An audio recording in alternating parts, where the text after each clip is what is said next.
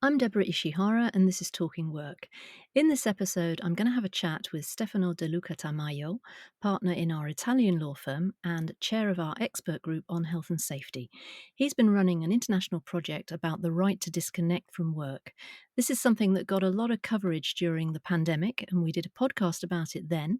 But I've been wondering how things are looking now, whether there's still a trend for countries to legislate for this, or whether the issue has lost traction now that so many people are drifting back to the office.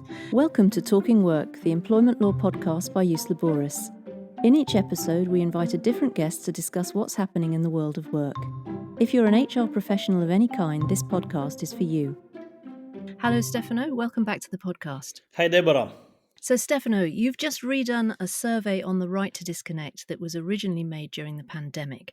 We're going to come to what the new results show in a moment, but first of all, could you describe for us what a law on the right to disconnect generally allows people to do? Well, laws on the right to disconnect generally impose employers not to request any working activity in certain timeframes, and on the other side, allow employees not to be always available.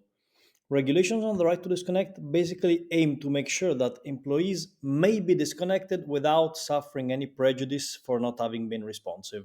hmm And why is a right to disconnect of this kind important to people? If you like, what risks does it reduce? After the pandemic, remote working continues to be quite widespread. However, it is known that remote working reduces the boundaries between working time and rest time, with the risk that employees end up working potentially at any time. It is not just a matter of additional work to be done. The matter is that in this way, employees can never totally switch their minds off. This may cause stress related risks such as burnouts, emotional breakdowns, and all the connected psychophysical risks.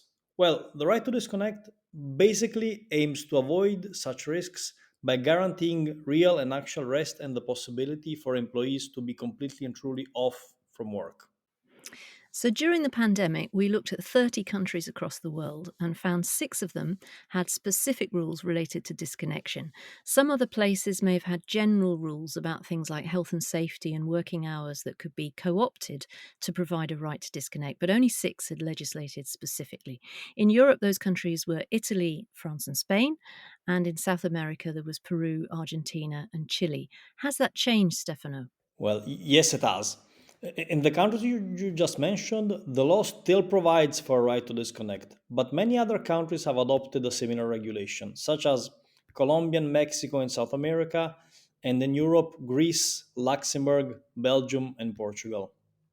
Moreover, there is a bill before the parliament in the Netherlands, and there are codes of practice or recommendations in Brazil, Ireland, and Serbia. In some jurisdictions where there is no specific regulation, the right to disconnect is protected by general principles.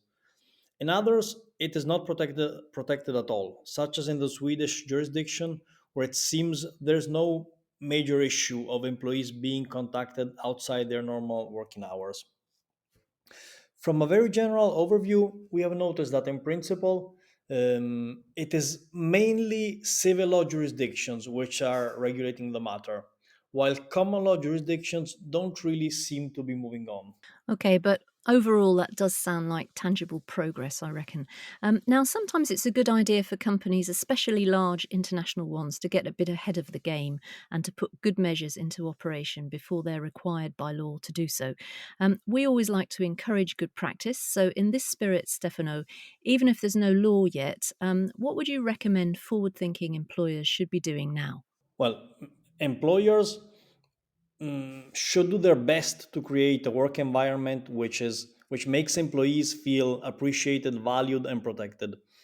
And in this sense, guaranteeing a right to disconnect not only reduces all the stress related risks we mentioned above, but also creates helpful effects on the employees, which help them to bring positive vibes at work and might contribute to the creation of a more productive work environment.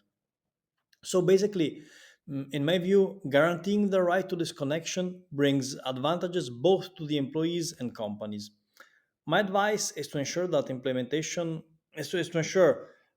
implementation of internal policies is aimed to protect the right of employees to disconnect, also in the case in which there is still no legal obligation to do so. Okay, so Stefano, one last question. I know you spend a lot of time thinking about how people should be able to disconnect from work, but I'm wondering, do you find it easy to disconnect from work? Well, this is a tough question. I would say at the moment no.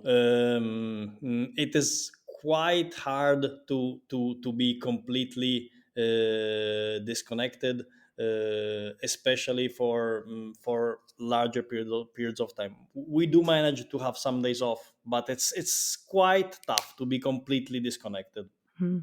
Yeah, it is tough. Well, thank you, Stefano, for your insights and for coming on the podcast today. We've been talking about our international project on the right to disconnect from work, and you can find a link to that survey in the notes to this podcast. There's also a link to an article from Belgium on this subject with comments from 15 different countries. And in case you need any help with disconnection issues for your workforce, we've put Stefano's details in the notes. You can contact him directly, or if you prefer, you can always try me and I'll put you in touch with the right person in the right country for whatever it is you need. Do browse around our website, by the way. There's plenty of information there on all sorts of employment related topics at usaboris.com. And do join us again. That's it for this episode of Talking Work, but we'll be back very soon with more insights from our guests from around the world. If you've enjoyed this episode, don't forget to subscribe to the podcast. You can also visit usaboris.com to access all our content, resources and tools.